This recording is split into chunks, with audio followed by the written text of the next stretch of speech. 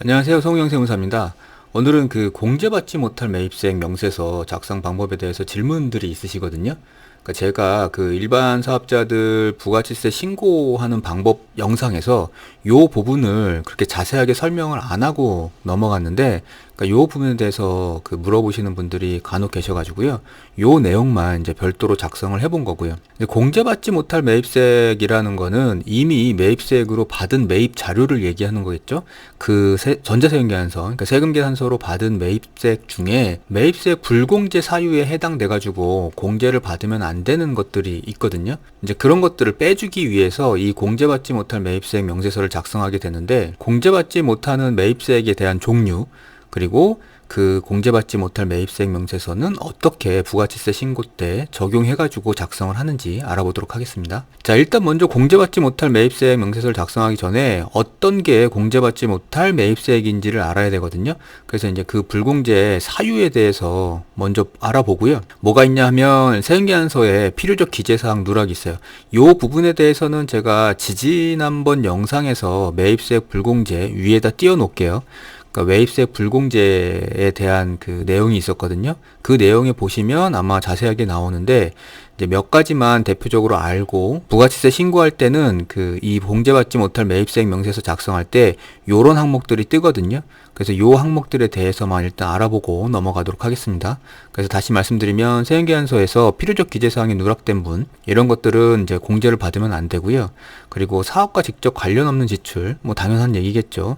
그리고 접대비 같은 경우에 접대비로 사용한 것들은 이제 매입세 공제를 받으면 안 되고, 이와 유사한 비용 관련, 그러니까 뭐 기밀비가 됐던 뭐 회의비가 됐던 명칭 여하에 불구하고 접대비 성격이 있으면 무조건 매입세 공제를 받으면 안 되는 거고요. 그리고 면세 사업 관련해서는 당연히 면세는 부가치세가 없기 때문에 공제 자체를 받으면 안 되겠죠. 그리고 토지의 자본적 지출 관련, 그러니까 토지라는 것 자체도 면세품이에요. 매입세 공제를 받으면 안 되거든요. 그 토지의 거래나 토지 관련 비용들은 일단 면세이기 때문에 이 부분에 관련한 지출은 그 매입세 공제를 받으시면 안 되고요. 그리고 사업자 등록하기 전에 지출한 매입세액 또 공제를 받으면 안 되는데, 사업자 등록 전 20일 이내의 매입세액은 괜찮고요.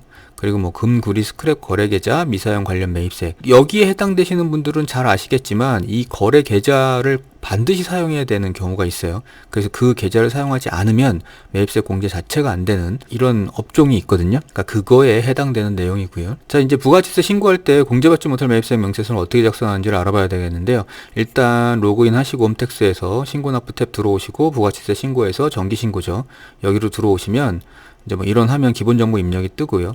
그러니까 오늘 지금 말씀드리는 내용은 일반적인 신고 내용은 다 생략하고요. 중간에 그 공제받지 못할 매입세액 명세서 작성하는 방법만 말씀드리는 거예요. 그러니까 나머지 신고에 대한 그 방법 내용은 이 위에 떠져 있는 지난 영상 중에 그 일반 사업자 부가치세 신고하는 방법을 참조하시면 됩니다.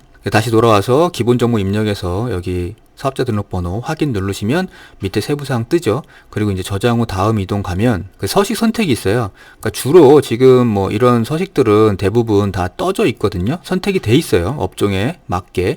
근데 이제 내가 공제받지 못할 매입세액이 있다 그러면 밑에 보시면 여기 공제받지 못할 매입세액 명세서라는 서식이 있거든요. 여기에 체크를 하고 넘어가셔야 뒤에 공제받지 못할 매입세액 명세서란이 활성화가 됩니다. 그래서 이제 선택하고 넘어갈게요. 자, 이렇게 넘어가게 되면 위에 이제 매출세액 쪽은 생략하고 매입세액에 보시면 여기 공제받지 못할 매입세액이 있고요.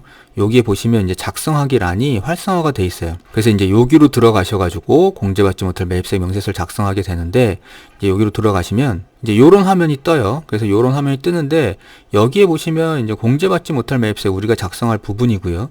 그리고 공통매입세액 중 면세사업 등 해당 세액 뭐 이렇게 있는데, 이거는 이제 면세 과세 겸업사업자니까 우리는 지금 여기 위에 있는 공제받지 못할 매입세액 여기로 들어가서 작성을 할게요. 그래서 이제 요 화면이 들어와요. 공제받지 못할 매입세액 명세서. 그래서 여기서 이제 작성은 어떻게 하냐면, 이거 지금 작성하는 이유 자체는 뭐냐면 내가 받은 세금 계산서 중에서 공제받으면 안 되는 세금 계산서가 있기 때문에 그걸 빼주는 거거든요.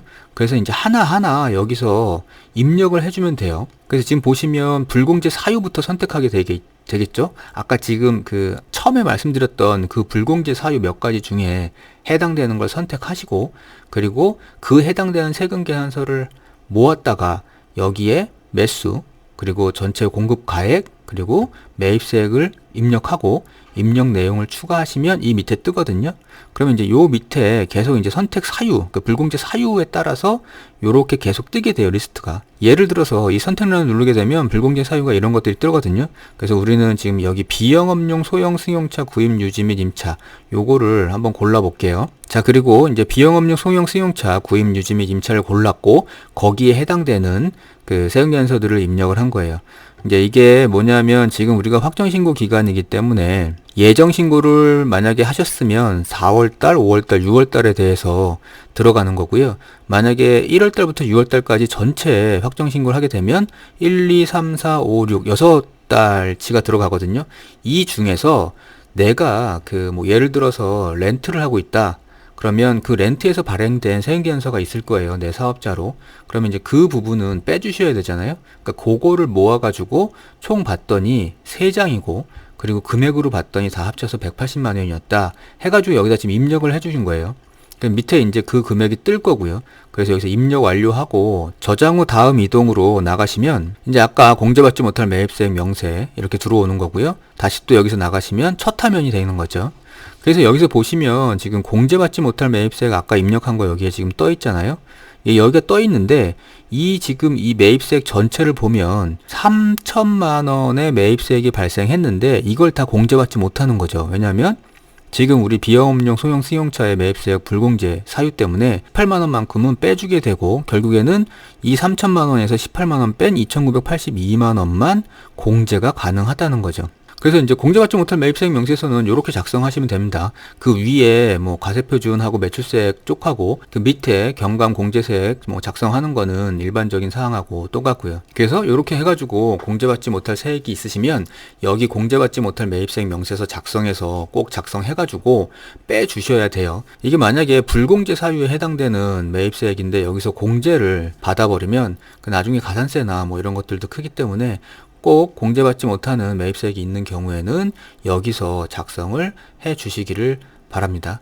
그러니까 이때 유의하셔야 될 거는 이걸 작성하기 위해서는 맨 처음 화면에서 서식 선택 화면에서 이 공제받지 못할 매입세액 명세서 작성의 서식을 선택을 하고 들어오셔야 여기 지금 이 작성하기 란이 활성화되니까 꼭 기억하시고요. 자, 이제 이렇게 해가지고 공제받지 못할 매입세액 명세서에 대해서 질문들이 있으셔가지고요. 그 작성 방법만 한번 알아봤고요. 오늘 시간 마치겠습니다. 감사합니다.